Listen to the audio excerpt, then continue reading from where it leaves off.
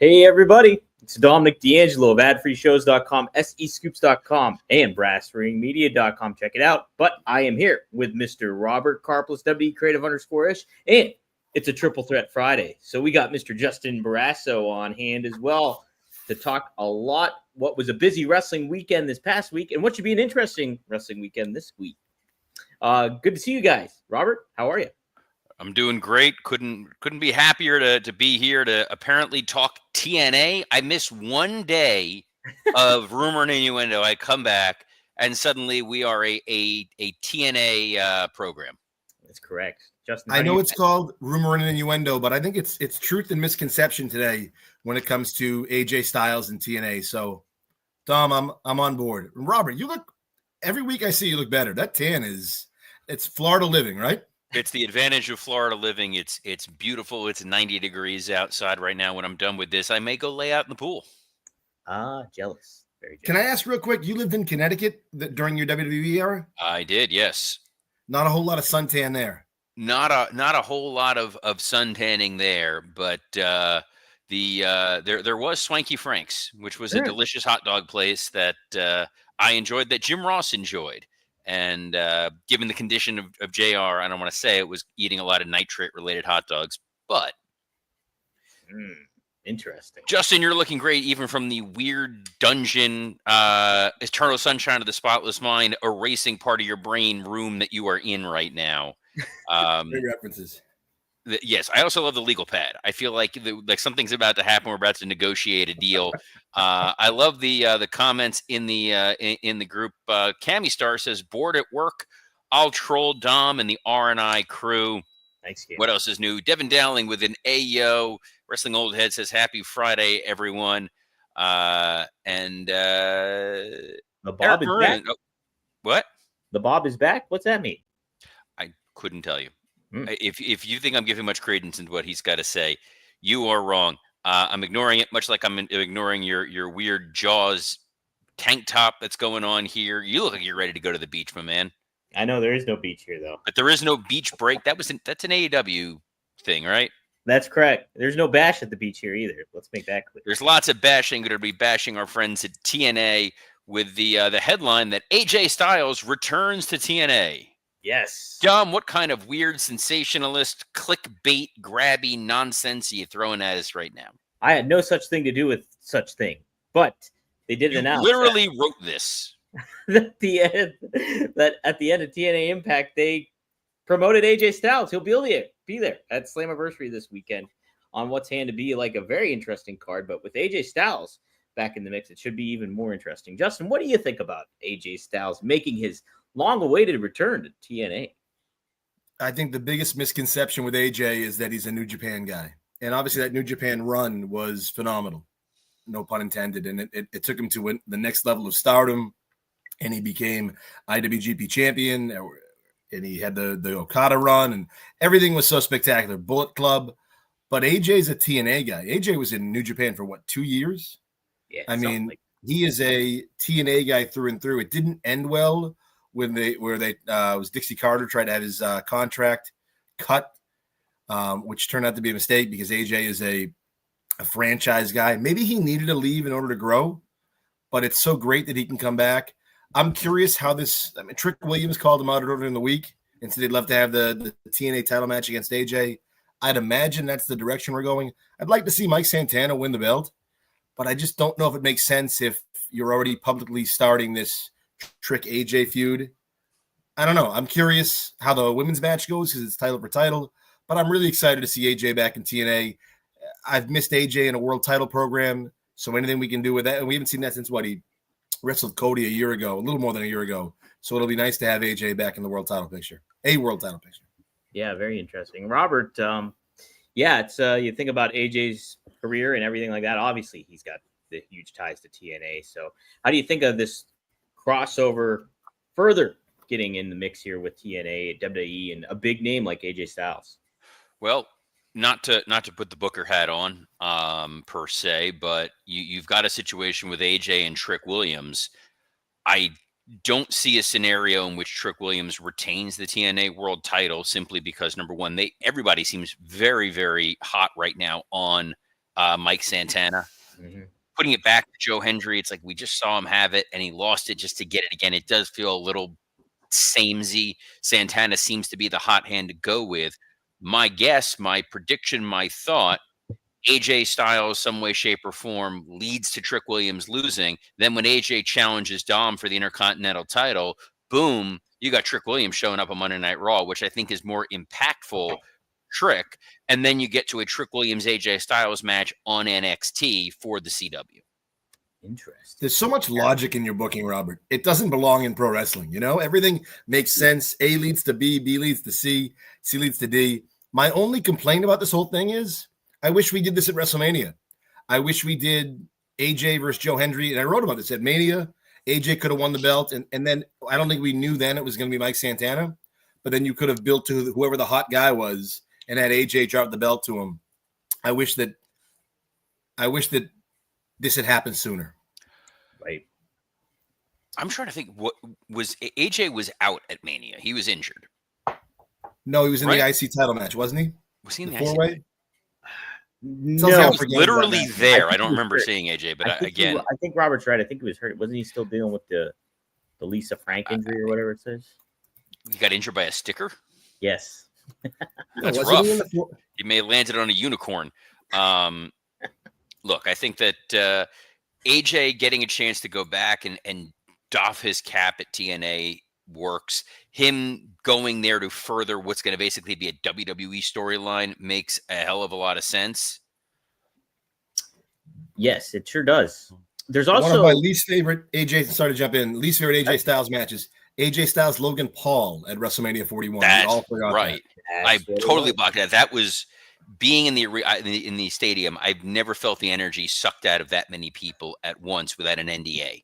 So there's other stuff on Slammiversary, which is exciting. There's this Masha Slamovich, JC Jane title versus title match. Maybe this is the horse trading situation of them telling TNA, hey, you're not going to get Trick Williams on your programming going forward, but you'll get JC. Could be that. Would it be more intriguing though if Masha won both the titles and it makes TNA's player look a little bit more credible, I guess, in the scheme of it all.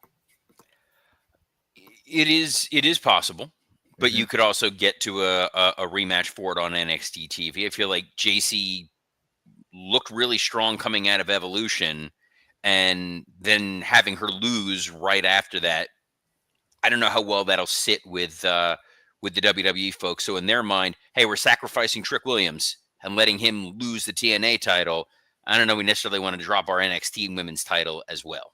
Good point. To me, it's one or the other. And I think it's always so interesting to hear Robert's perspective because he was in the room, right, where it happened. And I think that's it. It's one or the other. Though I wouldn't be shocked if WWE wins both those big matches, if it's JC and Trick, but I think it's one or the other. I think that JC wins and probably Santana wins. But a year ago, TNA was so late on Joe Hendry, months late. So I don't know. I mean, I wouldn't be shocked if this is a clean sweep for WWE, but I would think it's Santana one and JC in the other. Right. Yeah. Any other surprises you guys would be expecting or anything like that coming up here with Slammiversary? It seems like they always kind of do something very special on top of this AJ Styles thing. Well, I would imagine AJ is probably going to get a Hall of Fame nod with them. I don't think he's already in their Hall of Fame, is he? No. So that may have been something they brokered, but you do run the risk of, does WWE want to let him get into another Hall of Fame before he gets into the WWE Hall of Fame? Right. It's a good point too. You know, it's interesting because they do have the 4-way tag title ladder match, which should be a hell of a lot of fun. Yeah, that should be a real good one. It's Nick and Ryan Nemeth versus Matt and Jeff Hardy versus the Rascals, Trey Miguel and Zach Wentz versus First Class AJ Francis, who I should know I'll be working with him in a couple of weeks, and Zachary Wentz. Oh, Casey Navarro, you meant, but what did I say?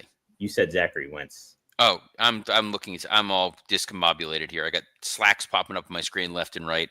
A lot of people asking me questions. A lot of things. Oh my, people really need to respect the fact that I'm doing this show right now. It's the only place I want to be, right here, as we are every Monday through Friday at noon Eastern. But yeah, TNA, I mean, Justin, you're aware of this. Very quietly, they've been drawing big houses wherever they go. And it certainly helps to have a big brother in WWE, which is actually why I think that the Styles TNA Hall of Fame announcement happens.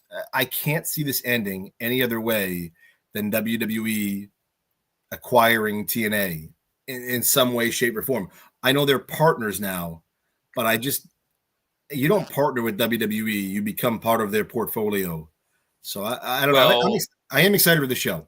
I think that the purpose of their relationship with TNA is to try to wrap themselves in a little bit of bubble wrap, given that they were sued by a company we don't discuss on here for having a monopoly on the industry.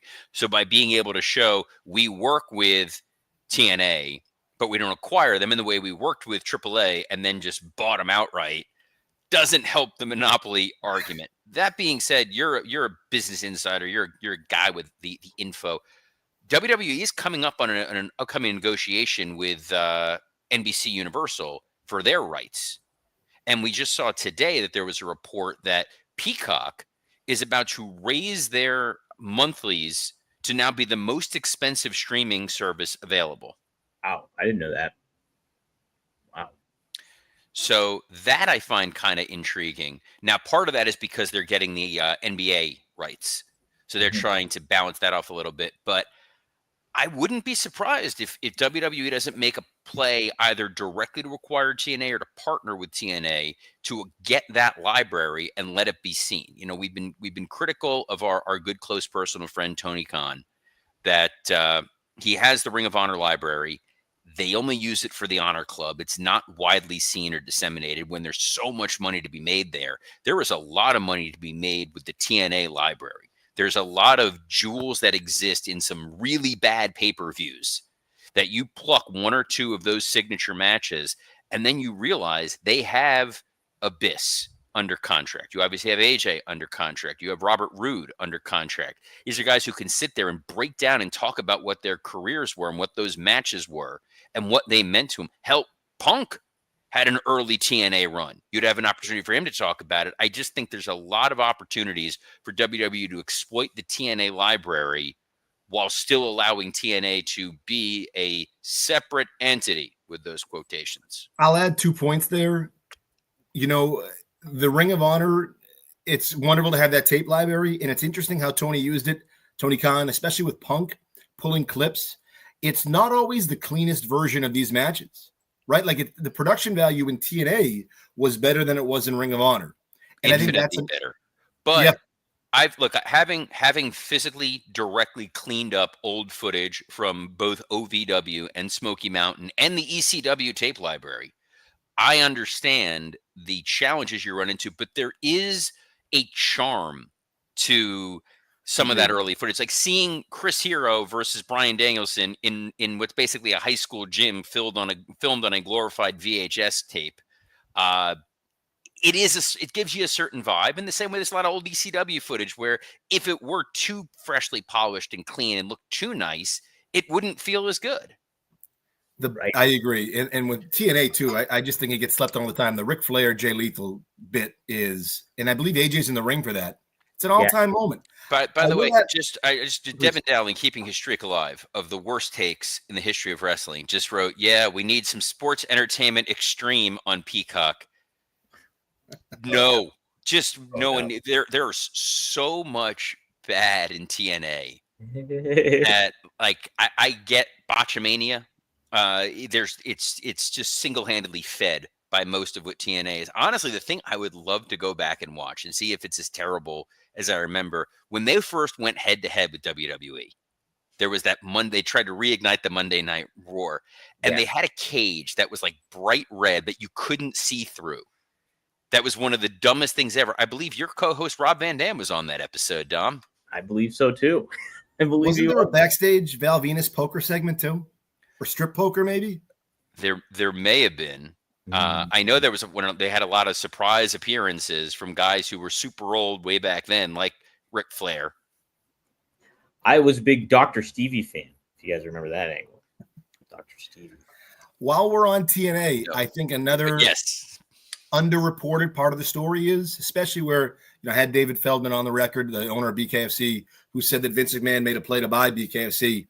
If Vince is willing to buy Bare Knuckle Fighting Championship, which I think does have a future, it's not pro wrestling, why wouldn't he want TNA? If Vince wants back in the game, then it's best for WWE not to have any major promotion available. To me, the best promotion for Vince is probably, or most reasonable money-wise, and that would work, is TNA, but not when WWE's already partnered with them. Here's the problem with him buying TNA. Number one, they do have broadcast rights deals that exist that those companies may be concerned about getting involved with Vince McMahon, given everything that exists at the moment. If I were Vince, I'd be trying to buy GCW. They don't have a TV rights deal, but they certainly have the infrastructure and a fan base. And Trey Owens just popped me with a comment that we're not putting on the screen. We're not putting it on the screen. Not happening. But I think a company that doesn't have a TV rights deal and Vince could just kind of go in there and do his Vince thing would be perversely entertaining to watch. What about Vinnie Mac in the CW, Robert, if you know that other promotion? Even Vince wouldn't dip his toe in the NWA world. But sadly, we don't have time to talk about Billy in the CW or Billy in the NWA because we have to talk about another Bill, and that's Bill Goldberg. Ooh, yes. Just rolling up his sleeves. He's got a pen. He got excited. I like it. What a week Bill Goldberg has had. He had his retirement match on Saturday Night's Main Event, then was on Ariel Helwani and expressed a little bit of distaste of how everything basically went down, was not pleased with how his speech got cut off at the end, and thought maybe it was a rib, maybe some other things, but wasn't happy. Justin, so happened you'll be speaking with Bill this week for the Boston Herald, correct? Yes, Sunday's Herald. It'll be online as well. It's an opportunity, I think, for Bill to give more of the story. Mm-hmm. And I think he was, I don't want to give away the interview, but it was, I think he was great. I think he didn't hold back, that he thought that things could have been better. But he also, I just think that night was, and maybe because I grew up with it, but like if you lived through the Goldberg era, it was fun. Like up until, it was so special up until he beat Hogan. And I think, where do you go from there? It's such a big moment after the Georgia Dome win. But I thought in many ways Saturday Night's Main Event was a tribute to WCW. And for all the talk, like they want to mock WCW, Triple H is a WCW guy too. Like, you popped me with a tribute to WCW in that you had a major star get injured and there was a timing issue and a production glitch. It's perfect. That was WCW. They get cut off with, and this is not planned, obviously. They get cut off the air with Goldberg in the ring with DDP. I mean, come on. Like, you want to tribute WCW. But I think that he just goes, it's a chance for him to go deeper into the story, what he liked, some of the things he didn't like.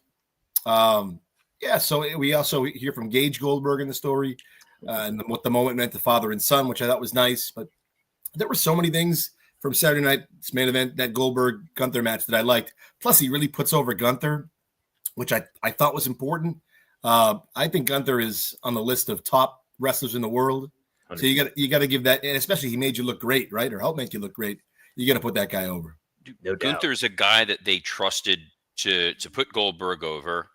I think that he is a guy that is going to handle Punk perfectly at SummerSlam, where you're going to get a physical but safe match out of those two. And I think that's the caveat that makes Punk feel comfortable getting in the ring. You know, we did see, there's been a hell of a week of wrestling since you were last on, Justin. I mean, Obviously there were Saturday Night's Main Event, All In, Women's Evolution, a Raw where they had to completely pivot to get to a new SummerSlam landscape, and then the Dynamite follow-up from their WrestleMania. The floor is yours. Like, what is your thoughts on the week that we just saw in the world of wrestling? So I loved All In, and it was long.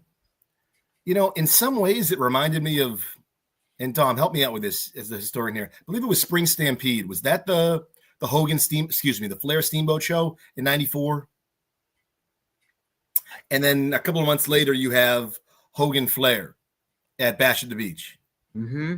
I think you're right. And that's an odd parallel to make, but I loved All In. I just don't know if that's the type of show that's going to expand to newer audiences. It's a 6-hour show. That's a lot to ask for. But I love the Bucks match. I thought the Dustin moment, winning the TNT title after a depressing moment where Adam Cole, you didn't know what you didn't know, but it didn't look good with his future. There were so many good matches. I was surprised. It's fun to be surprised. Tony Storm winning wasn't what I expected. Okada winning, exactly what Robert called. When Moxley and Hangman were in the main event, I figured we'd see a new champion, and that was kind of a bigger version or with more people than WrestleMania 40. I liked the show. I didn't love the fact, and you guys touched on this on Tuesday, Wednesday that they went straight back to Hangman and Mox. And I would have loved some was, separation. What's so strange was, so unlike Bill, Hangman got his speech, and it went on and on and on, and you hoped for a glitch to make this stop. He stopped short of thanking the popcorn vendors. Like, he thanked everybody across the board, but that was the moment. That's the only moment you needed. A sore, banged up hero presenting the belt. I won. I'm going to defend this with honor. I'm coming full force at anyone that wants to challenge me. Thank you, AEW. I'm going to make you proud. And that's all you needed. And then the fact that you saw him and Moxley in the main event, Moxley should have been vanquished and gone and rehabilitating somewhere in an evil cocoon until he returns in a few weeks to go attack Darby or whatever it was.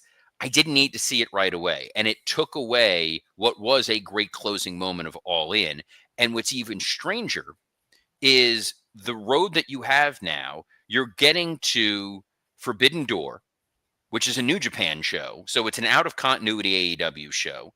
You're not going to have an AEW versus AEW match necessarily on that. It's also a London show. So it's a foreign show where an audience that would have just been happy to see AEW. And then you got All Out, which is taking place in Canada in September. So and Hangman isn't going to be Christian. So Hangman's not going to be the star of their next 2 pay-per-views, and he's your new world champion. If you're Tony, are you concerned about this, Justin? That's why I think, and you guys, I think, touched on Ricochet. And to me, I want to model this, and it's hard to model this after Paris, Dom, because that match with AJ and Cody was so good. The crowd was so hot behind it. But you need somebody who's going to wrestle, at the very least, wrestle a great match with Hangman.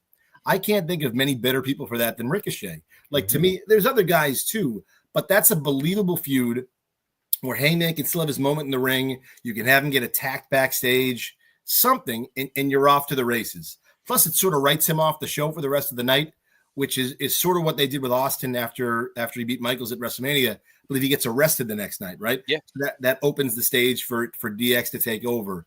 I didn't love the fact that he was back in the ring with Moxley. I think you need some separation after a major match like that. Like, we didn't see Roman and Cody fighting a 6-man after Mania 40 or 39 for that matter. And it's strange because I don't know what additional eyeballs it got you. If the idea was you haven't seen the AEW world title and you haven't seen Hangman as world champion in a while, you're going to tune in to go see this. No one was tuning into the show because they needed to see this particular 6-man tag. And you could have done a version of that 6-man tag without Moxley and Hangman to still further other storylines. Hell, on the women's side, it was Athena calling out Tony Storm. I would not have gone the night, I thought.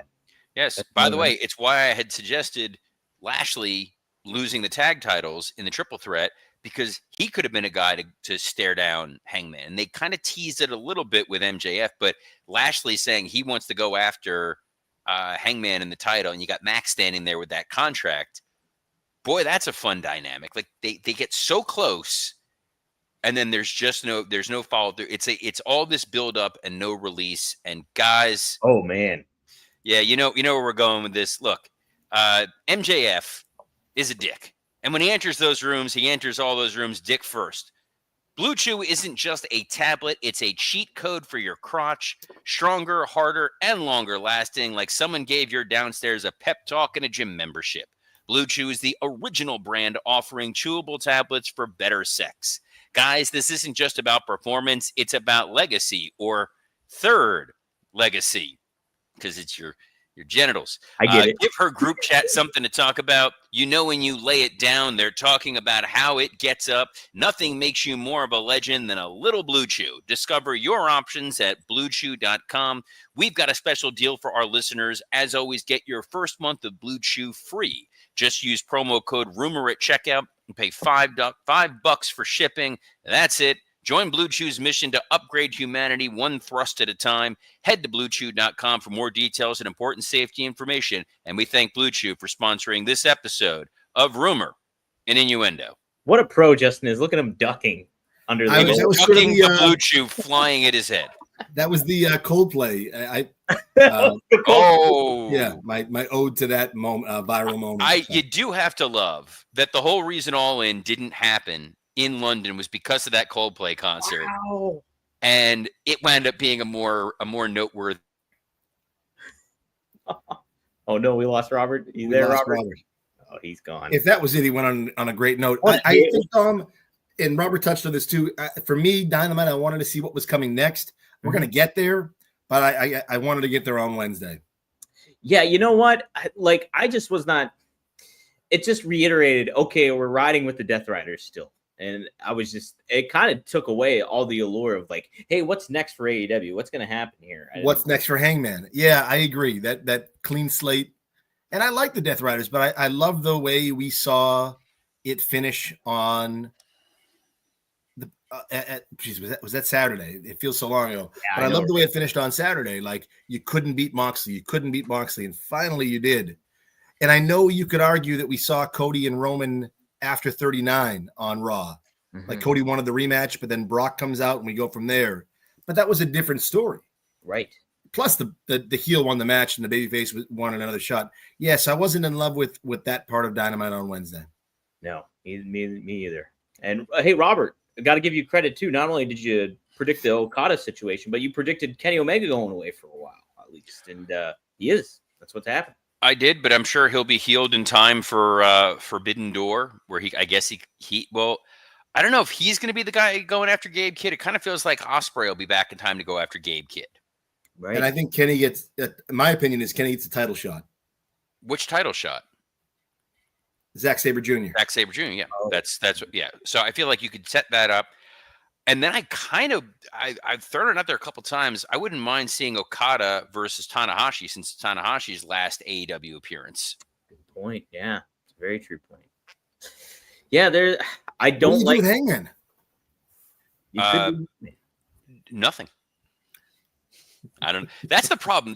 And we talked about this before. There really are not a lot of dream matches left in New Japan. Mm-hmm. Well, everybody came to work for AEW. Exactly. They got the Ospreay and obviously Kyle Fletcher and Kazuchika Okada. When we had Forbidden Door before, that was kind of where the world first saw Stephanie Vaquer. Mm-hmm. I always say it wrong. Or Okada for that matter, or Tanahashi. It was so different and so unique. Most of these guys are on the AEW roster now. Yeah, it doesn't make sense. Or Ishii pops up all the time, and you can't get rid of him. Shibata's on the roster. What if they went a different direction and they went Gabe Kidd and Hangman? Because he's part of the Death Rider story. It looks like that's continuing. I think it makes more sense to have Ospreay in that spot because you laid him out at All In. But the problem is Ospreay's on your poster for Forbidden Door. Yeah. You need a signature match for Ospreay. What do you got for him if you're not letting him get revenge on Gabe Kidd, who took him out? True. Even Gabe Kidd, another guy, and I like Gabe Kidd. Gabe Kidd's another guy. You see him in AEW quite a bit. It's not like it's a massive surprise. Hey, we never. So we're quite familiar. I guess Finley's one of the few guys you don't see a lot of elsewhere. Yeah, I guess you don't see Dave. I mean, there is an argument to be made that you could cheat and do a 6-man main with Gabe Kidd and Claudio and Pac or Yuta taking on Ospreay and Hangman and Swerve, and then it's the first time you have Hangman and Swerve team up. True. What would you think about Tanahashi challenging Hangman as a send-off? No, because he's still too fragile as a babyface. Mm-hmm. You really have to be protective of him. True. Good point. Yep. And I don't know that I would want to risk him in that situation. Mm-hmm. Interesting question, Dom. Yeah, Yeah. I mean, and that's a great chance to put him over, but that's a great point by Robert, too, that it'd be nice to have that dastardly heel in that spot. But there is no, and the fact that they let Ospreay and Swerve win that match against the Bucks, there is no dastardly heel who's teed up and ready to go. Nobody. Right. And well, the guy that Scott Chaplin keeps floating out there because he's awful is Jack Perry.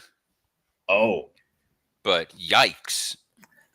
Wouldn't be a tried bad that with Brian. opponent, though. Go ahead, Justin. We tried that with Brian. Like that was one of Brian's. Was that Brian's? That was his first feud, I believe, after winning the title. I wish that Jay White was healthy enough to come back and go after Hangman. Perfect. I still think Ricochet is the perfect foil for it. You're going to get a great match out of him. You've now given him some heavies.